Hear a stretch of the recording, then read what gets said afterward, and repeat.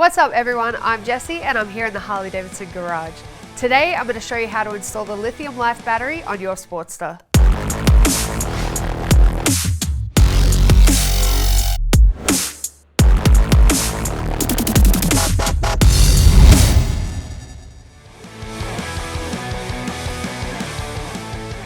Now I actually just installed this battery in my Sportster at home because not only is it lighter, it also lasts longer than an AGM lead acid battery. Before you install your new battery, you'll want to inspect it for any cracks or dents and make sure that the terminals are free of any dirt, corrosion or oxidation.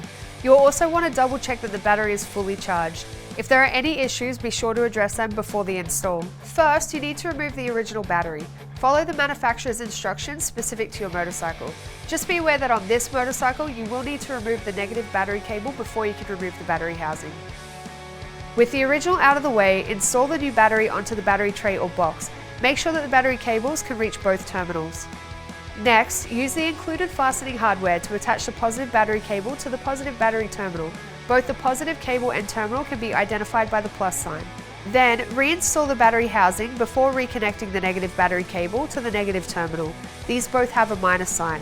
Make sure that the battery cables are fastened securely without over-tightening. Once the housing and negative battery cables are secured, make sure to reconnect the wire harnesses to the outside of the battery housing. The final step is just to securely fasten the battery harness. There you have it, your new lithium battery is installed. For this and any other genuine Harley-Davidson products, visit harley-davidson.com or any authorized Harley-Davidson dealer. That's it from me, your favorite Australian. I'll see you again next time.